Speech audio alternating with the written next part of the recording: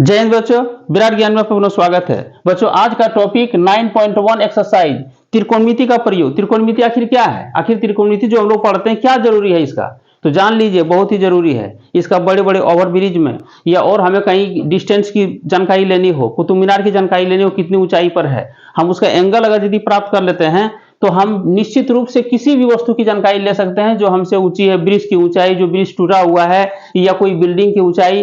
तो चलिए मैं यही रोचक, बहुत ही इंपॉर्टेंट और रोचक भी चीज है, जानकारी होना बहुत जरूरी है, लेकिन इसके जानकारी के साथ साथ ये होता है कि हम जान पाते हैं कि आखिर इसकी जरूरत क्या है, हमारी जिंदगी में कहाँ इसकी जरूरत होती है। या sine theta, cos theta, tan theta करते रह जाएंगे, ऐसा नहीं है, इसकी बहुत जरूरत है। आगे चल के बहुत बड़े डॉक्टर, इंजीनियर आप अगर बनेंगे तो इंजीनियरिंग की पढ़ाई में इसकी बहुत विस्तार से पढ़ाई होती है, लेकिन फिर भी मैं यहाँ पे हल्की हल्की पढ़ाई जो 10th क्लास की जो टॉपिक है उसके बारे में चर्चा करता हूँ और इसकी प्रयोग के बारे में जानता हूँ। यहाँ पे देखिए ये बुक है, इस बुक में पहला सवाल है, सर्कस का एक कलाकार एक 20 मीटर लंबी डोर पर चढ़ रहा है जो अच्छी तरह से तनी हुई है और भूमि पर सीधे लगे खंभे के शिखर से बंधा हुआ है। यदि भूमि स्तर के साथ डोर द्वारा बनाया गया कोण 30 डिग्री का हो तो खंभे की ऊंचाई ज्ञात कीजिए। इस प्रश्न को बनाने से पहले सबसे पहले हम जान लेते हैं, कुछ फिगर हम लेके आए हैं बच्चों। ये फिगर बहुत जरूरी है। मान लीजिए कोई कुतुब मीनार है, मान लीजिए बहुत ऊंची ये टावर है, और उस टावर की हम जब नीचे हम खड़े होकर के देखते हैं तो निश्चित आंख मेरा यहाँ रहता है, या तो कुछ ऊंचाई पर अगर यदि हम यहाँ हैं तो यहाँ पे इतनी ऊंचाई पर, तो यहाँ से यहाँ मेरा एंगल ऑफ ये जो होता है। लेकिन हम चलिए जो फिगर बनाए उसी पर समझाते हैं। ये क्षैतिज रेखा होती है, जो हमारी रेखा है, जो हमारी ये जैसे ये एक चीज जान लीजिए कि ये रोड जो है ये क्षैतिज रेखा कहलाती है। क्षैतिज रेखा, इसका क्या कहते हैं, इंग्लिश में कहते हैं हॉरिजॉन्टल लाइन।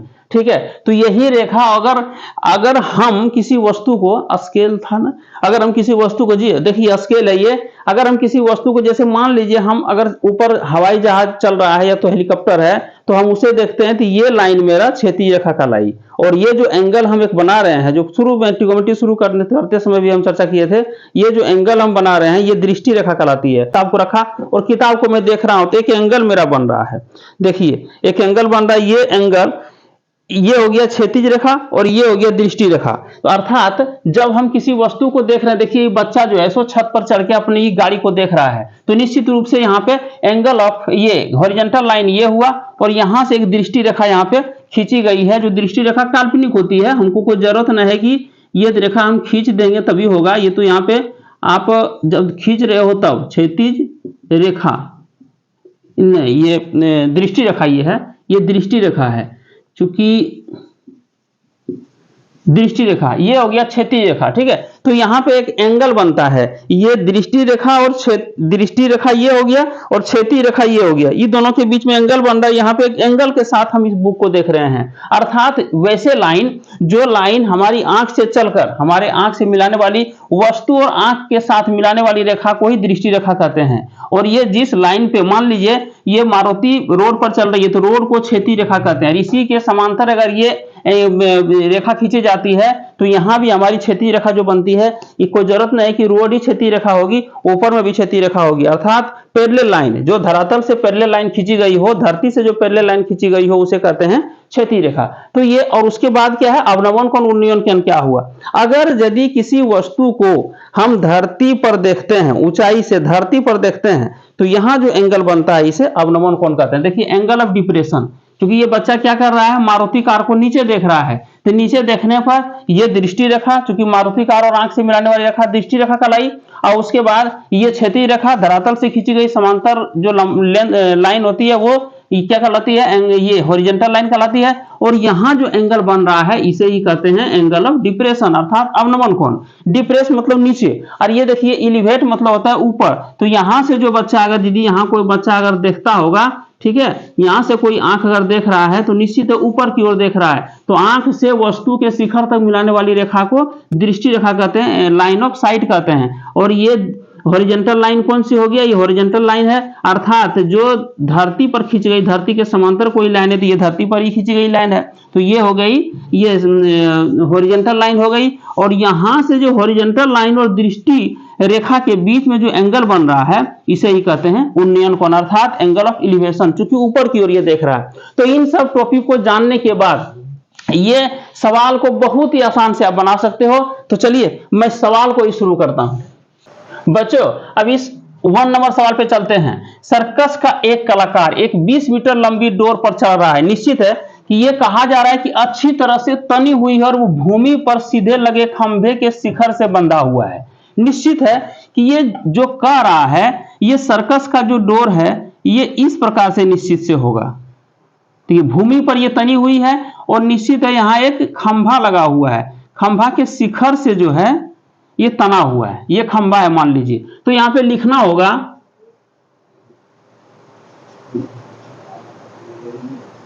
सॉल्यूशन लिख लेते हैं। माना, देखिए माना ए बी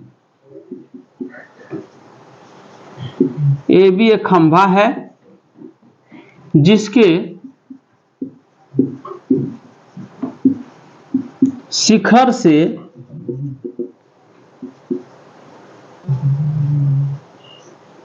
जमीन सी तक शिखर से जमीन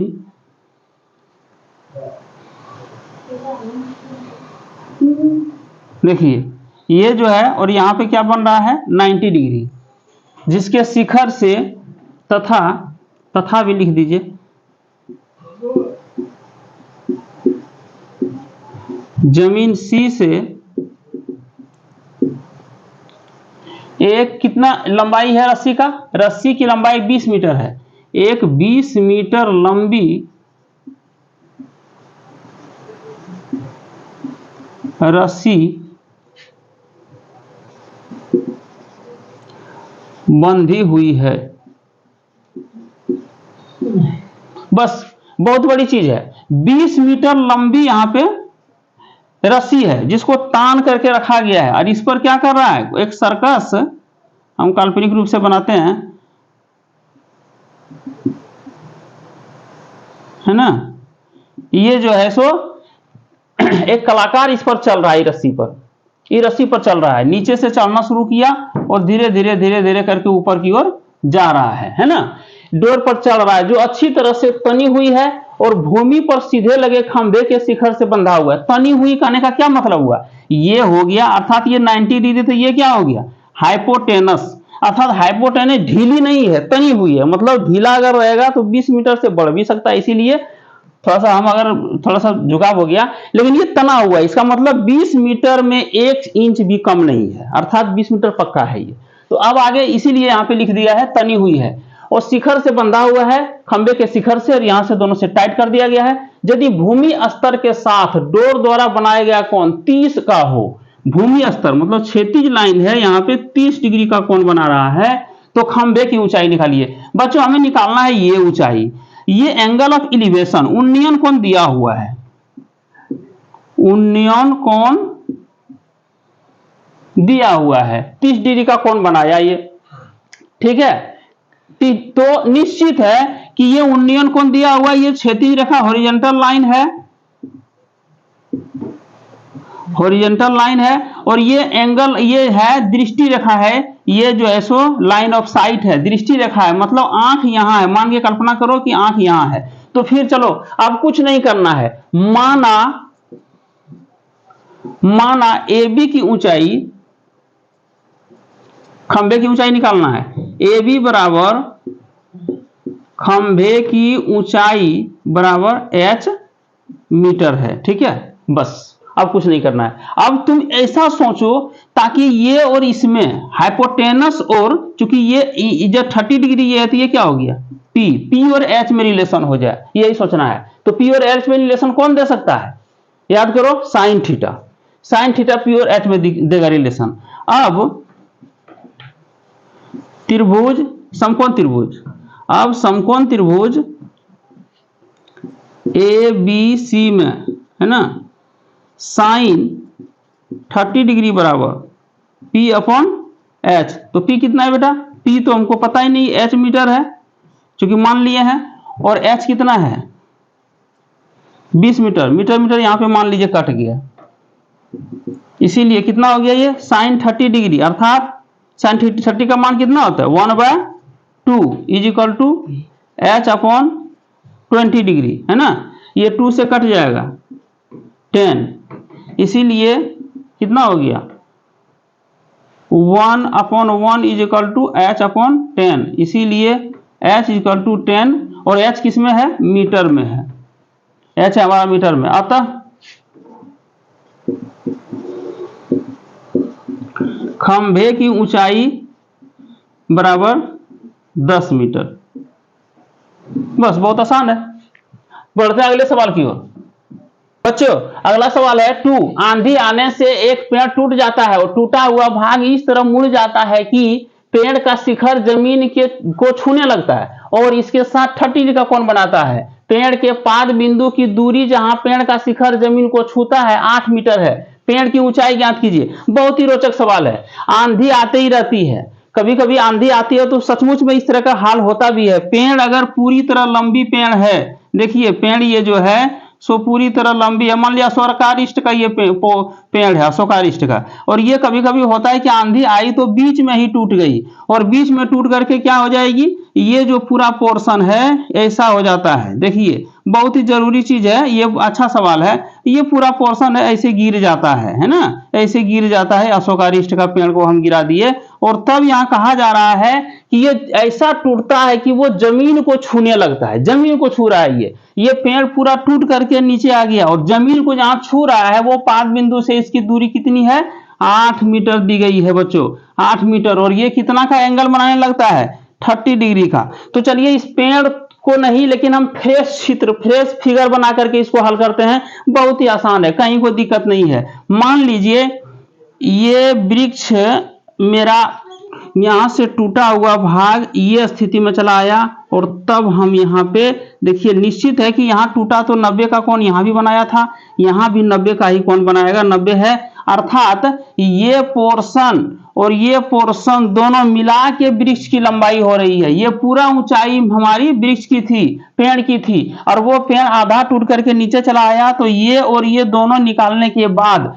दोनों को जब ऐड कर देंगे तो पूरे वृक्ष की ऊंचाई मिल जाएगी। यही हमको करना है, कोई बड़ी चीज नहीं है। तो चलिए बच्चों इसको हम मान लेते हैं। माना, बहुत ही आसान है, माना ये ए बी सी, माना एक वृक्ष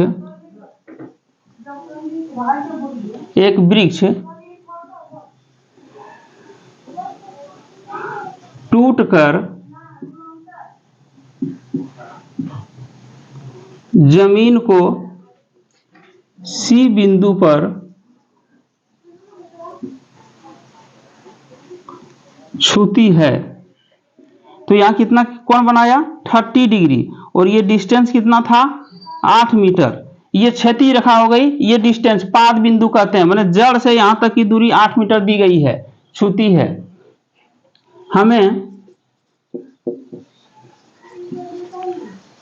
वृक्ष की ऊंचाई बराबर, ये पूरा दोनों को ऐड कर दीजिए, AB प्लस AC निकालनी है ना।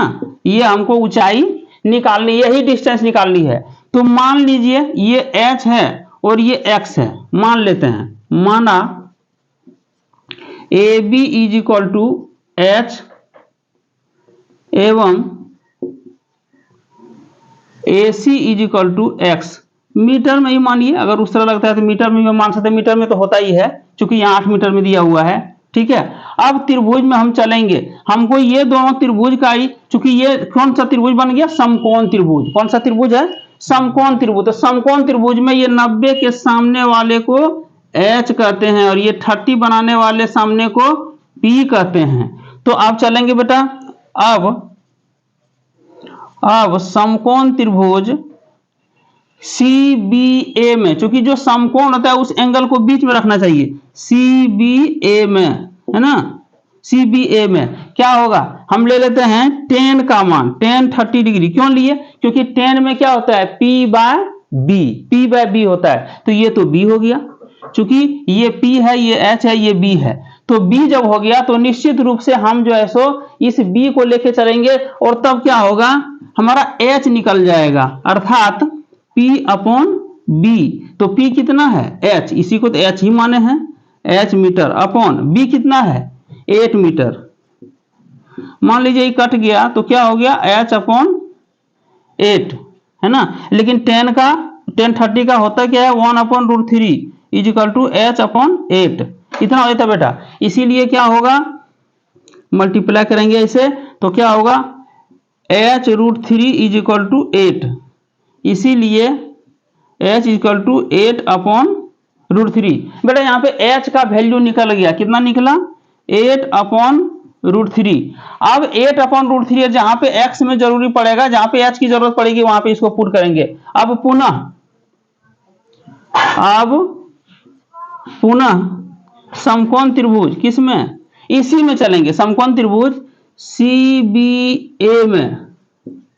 अब लेंगे साइन का वैल्यू, साइन से क्या होगा ये हमारा P और H में वैल्यू आ जाएगा, sine 30 degree equal to P upon H। तो बेटा P कितना है 8/√3, 8/√3 और बटे H कितना है x, ये x हमारा है किस में मीटर में, x हमारा मीटर में है। तो फिर यहाँ बेटा क्या हो गया साइन 30 का मान कितना होता है 1/2 इज इक्वल टू ये हो गया कितना 8/√3 अपॉन x मीटर।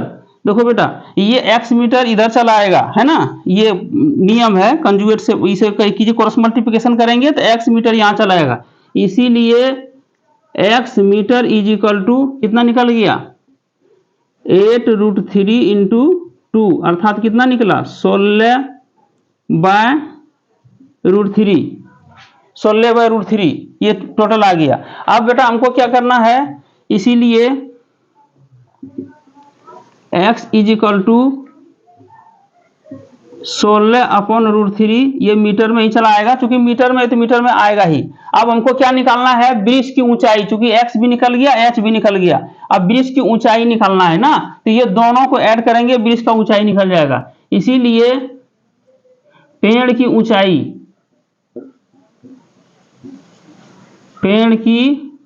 ऊंचाई बराबर क्या होता है कितना AB प्लस AC।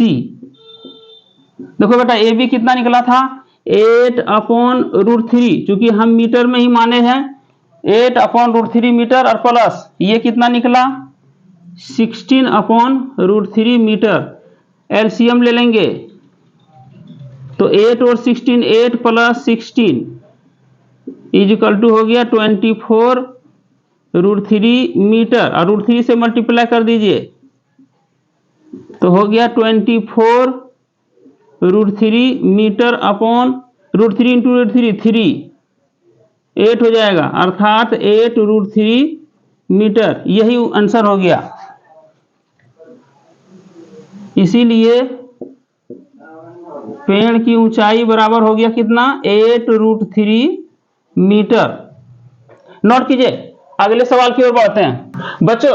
अगला सवाल है 3। एक ठेकेदार बच्चों को खेलने के लिए एक पार्क में 2 फिसलन पट्टी लगाना चाहती है। 5 वर्ष से कम उम्र के बच्चों के लिए वह एक ऐसी फिसलन पट्टी लगाना चाहती है जिसका शिखर 1.5 मीटर की ऊंचाई पर हो और भूमि के साथ 30 डिग्री का कोण पर झुका हुआ हो, जबकि इससे अधिक उम्र के बच्चों के लिए वह 3 मीटर की ऊंचाई पर एक अधिक ढाल की फिसलन पट्टी लगाना चाहती है जो भूमि के साथ 60 डिग्री का कोण बनाती है। प्रत्येक स्थिति में फिसलन पट्टी की लंबाई क्या होनी चाहिए?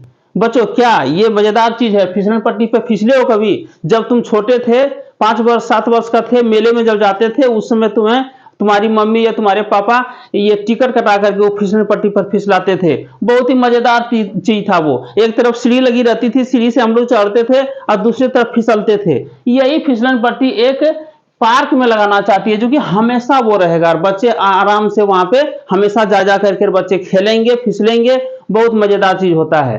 तो ये चीज अब है कि सब चीज हमने क्या बताया कि ट्रिगोनोमेट्री का प्रयोग ईच एंड एवरी एरिया में है, सभी जगह है। जहां भी जाओगे वहीं पे घर बनाने में ट्रिगोनोमेट्री का प्रयोग, पार्क में ट्रिगोनोमेट्री का प्रयोग, फिसलन पट्टी लगाने में, यहाँ तक पुल बनाने में, सभी जगह ट्रिगोनोमेट्री का यूज है। इसीलिए ये चैप्टर का नाम ही है त्रिकोणमिति के कुछ अनुप्रयोग, अर्थात यूज ऑफ ट्रिगोनोमेट्री। कहाँ इसका प्रयोग करेंगे? क्या ये साइन कॉस थीटा और टेन थीटा कॉट थीटा यही याद करते करते हमारी जिंदगी समाप्त होगी? नहीं। ट्रिग्नोमेट्री एक एक लाइन चलोगे, जब कदम बढ़ाते हो तो तुम्हारे दोनों पैर के बीच कितना का एंगल बनता है, वो ट्रिग्नोमेट्री है। जब तुम कदम दौड़ना शुरू करते हो तो तुम्हारे पैर के बीच, घुटनों के बीच फिर एंगल चेंज होता है, वो भी ट्रिग्नोमेट्री है। तो कुल मिलाकर के हमारा सर्फ जो बना हुआ ये आयताकार है, यहाँ भी हम एंगल देखते हैं कि 90 का कौन बन रहा है, तो ये भी ट्रिग्नोमेट्री है। अर्थात हम जब भी अंगुली ऐसे सीधा करते हैं, यहाँ भी 90 का कोण बन रहा है, ये भी ट्रिग्नोमेट्री है। सभी जगह ईच एंड एवरी पार्ट में ट्रिग्नोमेट्री की जरूरत पड़ती है, और इसीलिए ठेकेदार भी ट्रिग्नोमेट्री की सहायता से ये लंबाई निकालना चाहता है। तो ये सवाल तो हम सबों के लिए है, क्योंकि हम लोग मैट्रिक का एग्जाम दे रहे हैं तो हमसे पूछेगा ही। तो चलिए अब इसमें सवाल को बहुत ही आसान सवाल, हालांकि बहुत लंबा है, एक जब प्रश्न पढ़ोगे तो बोलेगा कि कितना बड़ा है, लेकिन बनेगा चुटकी में। कैसे बनेगा? देखो बच्चों, सबसे पहले समझो कि छोटा बच्चा जो है उसकी फिसलन पट्टी की जो ऊंचाई है ना, ढाल नहीं ऊंचाई, उसको छोटा रखा गया है। देखिए दूसरा एक पहला हम देख लेते हैं, पहला केस है, ये फिसलन पट्टी की ऊंचाई है और ढाल इसका रखा गया है। तो फिसलन पट्टी ढाल थोड़ा सा हमारा ये थोड़ा कर्व जैसा बन गया, एकदम सीधी रहेगा ये। हाँ, ये देखो बेटा, यहाँ पे क्या है कि कह रहा है कि जो छोटे बच्चे 5 वर्ष के लिए, 5 वर्ष बच्चों के लिए ये बनाया जा रहा है ना, ये 5 वर्ष बच्चों के लिए है। इसकी ऊंचाई दी गई है 1.5 मीटर। और यहां बेटा ये ढाल हमको निकालना है, और यहां जानवे करते हो कि यहां पे कटिंग है, अर्थात 90 डिग्री का कोण बन रहा है। इसके सामने वाले को एच कहते हैं, अर्थात हाइपोटेनस बोलते हैं। लेकिन हाइपोटेनस इसको बोलते हैं, अर्थात ये फिसलन पट्टी है। क्या है? फिसलन पट्टी है बेटा, ये फिसलन पट्टी। और जमीन के साथ इसका 30 डिग्री का कोण बन रहा है, बस इतना दिया हुआ है। जमीन के साथ 30 डिग्री का कोण दिया हुआ है, और यहां पे हमको इसकी कोई जरूरत नहीं है, ये नहीं निकालना है, ये हमको निकालने के लिए नहीं कह रहा है। हमें कह रहा है कि ये लंबाई कितनी होगी इसका। आप फिसलन पट्टी की लंबाई ये 5 वर्ष बच्चों के लिए है। लेकिन अब चलते हैं थोड़ा सा, ये चूंकि बच्चा हमारा बड़ा है, जो 8 वर्ष 7 10 वर्ष का बच्चा है, उसके लिए हमने अलग से, ठेकेदार साहब अलग से काम कर रहे हैं। 3 मीटर ऊंचाई ले रही है, 3 मीटर ऊंचाई, फिसलन पट्टी का जो ऊंचाई होगा वो 3 मीटर लेगा। देखो बेटा इतना है, और इसका ढाल स्पष्ट है कि ढाल इसका थोड़ा खड़ा होगा, है ना, उतना झुका हुआ नहीं होगा, और ये खड़ा होगा तो कितना होगा? 60 डिग्री होगा। देखो बेटा ये कितना होगा, थोड़ा सा और नीचे जाते हैं, क्योंकि ये 3 मीटर है तो दुगुना होनी चाहिए, लेकिन फिगर में उतना नहीं बना पाएंगे, उतना बनाएंगे तो फिर नीचे जाना पड़ेगा हमको। तो ये एक अनुमानता बना देते हैं। ये कितना ऊंचाई है? 3 मीटर। देखो बेटा ये 3 मीटर, फिर हमको यही निकालना है, अर्थात इसको क्या कहते हैं? फिसलन पट्टी। देखो बेटा फिसलन पट्टी। तो चलो A B C D E F, और यहां एंगल बन रहा है 60 डिग्री। तो मान लेते हैं, माना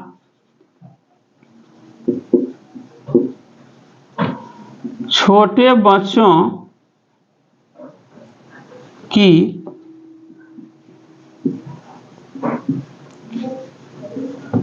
फिसलन पट्टी की लंबाई x1 एवं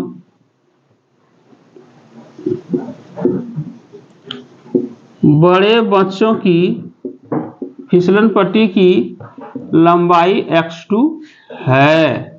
एक का x1 मानते हैं, h हम छोड़ देते हैं, यहाँ क्या मानते हैं? x1, यहां से यहां तक, तो बेटा यहां से यहां तक, और ये क्या मान लेते हैं? x2। x2 मीटर में होगा, लेकिन हम मीटर यहाँ पे नहीं लिखें, चलिए कोई दिक्कत नहीं है, लिख भी देते हैं कोई बात नहीं, नहीं लिखते हैं कोई बात नहीं। तो बेटा यहाँ पे हम देखते हैं कि ये 90 है, तो ये निश्चित रूप से HPB है ना, हाइपोटेनस परपेंडिकुलर, ये 60 डिग्री है, तो ये आपका क्या हो गया? P। यहाँ भी वही चीज हो गया, इसके सामने वाले को P कहते हैं और ये H कहते हैं और ये B कहते हैं, तो B की हमको जरूरत नहीं है। ठीक है, यहाँ चलिए अब हम चलेंगे दोनों त्रिभुज में, क्योंकि यहाँ हम पिछले इसमें शुरू में चर्चा किए थे, ये अगर नीचे से ऊपर देखते हो तो ये कहलाता है उन्नयन कोण। उन्नयन कोण देखो बेटा, यहां भी क्या कहलाएगा, उन्नयन कोण। इसका अंग्रेजी क्या होता है, angle of elevation. Angle of elevation इसको कहते हैं। और ये दृष्टि रेखा हो गया, दृष्टि रेखा ये बोला बेटा, ये भी दृष्टि रेखा हो गया, अर्थात लाइन ऑफ साइट इसको बोलते हैं। जब आंख से देख रहे हैं ना तो एक लाइन बन रही है वस्तु को देखने के लिए, अर्थात फिसलन पट्टी के शिखर को देखने के लिए एक लाइन बन रही, इसे दृष्टि रेखा कहते हैं। तो ये शुरू में ही चर्चा हम कर दिए थे। चलिए अब हम चलते हैं अब हम त्रिभुज मान लेते हैं, ये त्रिभुज तो है भी, ये भी समकोण त्रिभुज, ये भी समकोण त्रिभुज। अब समकोण त्रिभुज सबसे पहले उसी में चलते हैं, छोटा वाला में ए बी सी, जो बी पर समकोण है, बी को बीच में रखना चाहिए, है ना। ए बी सी में क्या देख रहे हैं, हम लेंगे यहाँ पे P दिया हुआ है, H भी हमने x1 माना, B तो निकालना है नहीं, तो P और H में किसका संबंध है, या तो कोसेक या तो साइन, तो हम साइन का ले लेते हैं। तो क्या होगा, sine 30 degree is equal to कितना होगा, P अर्थात AB upon H AC is equal to कितना हो जाएगा, P में है 1.5 मीटर अपॉन x1। देखो बेटा अब यहाँ पे क्या करेंगे, साइन 30 का मान क्या होगा, 1/2 is equal to 1.5 metre upon x1। इसीलिए बेटा यहाँ पे x1 को यहाँ गुना करेंगे और 2 से इसको मल्टीप्लाई करेंगे, इसे क्रॉस मल्टी, इसीलिए x1 बराबर हो जाएगा 2 into 1.5 metre equal to 3 metre. अतः इसको बस हो गया बेटा। अतः 5 वर्ष के बच्चों की फिसलन पट्टी की लंबाई 3 मीटर होनी चाहिए। बस बेटा यही खत्म हो गया, एक सवाल तो मेरा बन गया, देखो कुछ नहीं करना पड़ा। पुनः अब यहां कहेंगे पुनः समकोण त्रिभुज, इसमें आ जाओ बेटा तुम, समकोण त्रिभुज DEF में। ठीक है, यहां भी वही काम है, यहां भी हमको निकालना है P और H में संबंध है, अर्थात हमको साइन या तो कोसेक लेना है, लेकिन हम साइन लेंगे। Sine 60 degree is equal to पुनः P अर्थात DE अपॉन DF। तो DE कितना है बेटा, 3 मीटर अपॉन ये कितना है, x2। वाह बहुत अच्छी बात। साइन 60 का मान बेटा याद करो, कमेंट में लिखो, √3/2 कितना होगा, √3 upon 2 is equal to 3 metre upon x2।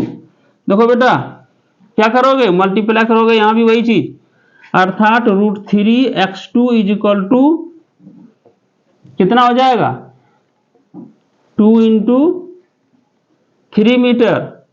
इसीलिए x2 इज इक्वल टू कितना होगा, 2 इंटू 3 मीटर अपॉन यहां हो जाएगा बेटा √3। इसको हर का परिमेयकरण कर दो, अर्थात √3 अपॉन √3। देखो बेटा यहां हो जाएगा 6 मीटर, क्योंकि ये 2 इंटू 3 था, 6 मीटर बटे 3 इंटू √3, अर्थात कट जाएगा बेटा, कितना हो जाएगा 2√3 मीटर। यही आंसर निकल गया, इसको कह सकते हो। इसीलिए फिसलन पट्टी कितना, बड़े बच्चे वाला DF की लंबाई बराबर 2√3 मीटर। इस प्रकार से हम देखते हैं कि ये बहुत ही सिंपल से बनता है, और हम इसी तरह का वीडियो लेकर के प्रत्येक बार हाजिर होते हैं। ये अभी हाइट एंड डिस्टेंस को मैं खत्म कर रहा हूं, इसके बाद फिर केमिस्ट्री लेकर के आऊंगा और फिर टेस्ट भी शामिल करूंगा।